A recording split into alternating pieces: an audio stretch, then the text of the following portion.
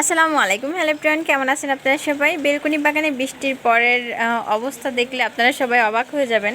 আমরা যারা বেলকনি বাগানে আছি, যারা আমরা বেলকনিতে শখের বসে 2-4টা গাছ রোপণ করে থাকি, বৃষ্টির সময় কিন্তু আমাদের অবস্থা একদম মানে নাজেহাল হয়ে যায়, গাছ একদম নাজেহাল করে ছাড়ে। যেমন দেখুন আমার এই কর্নারের এই টবটা, এই টবের ভিতরে দেখুন পানি জমে গেছে, হয়তো ড্রেনেজ ব্যবস্থা ঠিকমতো হয়নি, নিচে হয়তো আটকে গেছিলো। ড্রেনেজ ব্যবস্থা যখন আমি করছি খুব ভালোই ঠিকমতোই করছিলাম, কিন্তু এখন দেখতেছি যে এটা হচ্ছে হয়তো আটকে গেছে, যার জন্য এই যে পানি জমে গেছে। এখন আমাকে এটা ঠিক করতে হবে। প্লাস দেখুন আমার বেলকনি কিন্তু আমি এখন পরিষ্কার করছি, মানে পানি দিয়ে আপনারা বুঝতে পারছেন যে মানে বৃষ্টির পরে এত কাদা, এত বাজে অবস্থা হয়েছিল যে আমি পরবর্তীতে হচ্ছে এইগুলো হচ্ছে পানি দিয়ে পরিষ্কার করছি।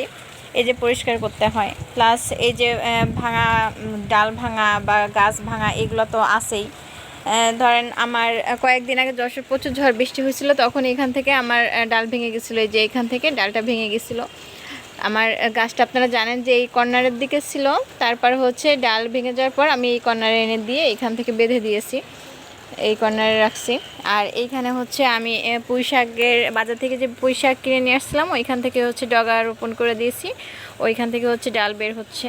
আর এটা একটা কচু গাছ, কালো দুধমান কচু বলে, হয়তো আমাকে একজন গিফট করছে। আমি কচু গাছের কথা বলছিলাম, তো উনি আমাকে এটা গিফট করছেন। আর এই যে সাজনা গাছ, মাশাআল্লাহ দেখুন বড় হয়ে যাচ্ছে ধীরে ধীরে। এটা হচ্ছে এই যে ডগা, হয়তো ডাল বা কোনো কিছু কী হবে জানি না, এটা ডাল ছাড়ছে প্রত্যেকটা পাতার গোড়া থেকে। এখন যদি আমি মাথা থেকে কাটিং করে দিই, এই ডালগুলো অনেক বড় হয়ে যাবে এবং ঝোপালো হয়ে যাবে, কিন্তু আমি চাচ্ছি আর একটু বড় হোক, তারপর হচ্ছে ডালটা কাটিং করে দিব। আর এই ডালটা কাটিং হয়ে গেছে বলতে দেখুন আমার কি হয়, আমার ডাল যদি কাটিং হয়ে যায়, আমার এইখান থেকে আবার ডাল ফুটছে দেখুন, কিন্তু সাইড থেকে কোনো রকম কোনো ব্রাঞ্চ বের হচ্ছে না। এটা কাটিং হয়ে গেছে বলতে আমার কাজের যে হেল্পিং হ্যান্ড আছে, ওই আপুটা হচ্ছে কিভাবে হচ্ছে কাপড় নাড়তে গিয়ে লেগে গেছিলো বা কী সমস্যা হয়েছিল, তখন হচ্ছে মাথাটা ভেঙে যায়। তো ভেঙে যাওয়ার পরে আমার এখান থেকে হচ্ছে আবার নতুন করে একটা দেখুন ডাল বের হচ্ছে। কিন্তু এই যে এই সাইড থেকে এইখান থেকে হচ্ছে ডাল বের হবে, এটা কিন্তু আমার হয় না।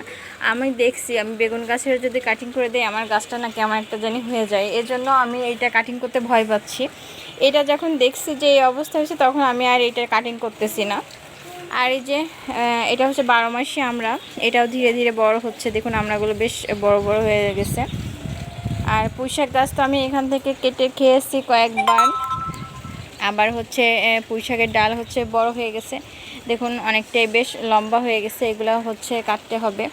কিন্তু আরও কিছুদিন যাক, বৃষ্টি হচ্ছে তো, বৃষ্টির সময় খুব দ্রুত হচ্ছে গাছ বড় হয়। এই তো আমার বেলকনির অবস্থা, বর্তমান অবস্থা। আর এই যে দেখুন বেলি ফুল ফুটছে, এইটাও হচ্ছে এই যে বেলি ফুল ফুটছে, আবার শুকায় গেছে দেখুন, বেশ দেখুন মাশাআল্লাহ অনেক সুন্দর লাগে দেখতে। আর আমি খেয়াল করছি আমার হচ্ছে এই কর্নারের যে সফেদা ফল গাছটি আছে, এটা থেকে হচ্ছে ফুল ঝরে যাচ্ছে। এই যে কয়েকদিন হচ্ছে অতিরিক্ত রোদ ছিল, অতিরিক্ত গরম ছিল যশোর। তো এই অতিরিক্ত রোদে কিন্তু যখন হচ্ছে 39 ডিগ্রি সেলসিয়াস তাপমাত্রা ওভার হয়ে যায়, এর থেকেও বেশি হয়ে যায়, তখন কিন্তু গাছের ফুল ফল ঝরার সম্ভাবনা থেকে যায়, মানে ফল তো ঝরে না, ফুল ঝরে পড়ে যায় আর কি। তো এইভাবে ফুলগুলো দেখুন ঝরে যাচ্ছে। তার পরবর্তীতে আবার হচ্ছে গরমের পর হচ্ছে বৃষ্টি হচ্ছে, কিছুদিন থেকেই বৃষ্টি হচ্ছে। তো বৃষ্টির জন্য এই গরমের পর আবার বৃষ্টি পাইছে, এখন হচ্ছে ফুলগুলা ঝরে পড়ে যাচ্ছে। আবার হচ্ছে নতুন করে ব্রাঞ্চ আসছে এবং এই দেখুন ছোটো ছোটো করে করিয়ে চলে আসছে নতুন। আবার হচ্ছে এই দেখুন পাতা বের হচ্ছে, পাতার সঙ্গে এখন নতুন করে আবার হচ্ছে ফুল চলে আসবে।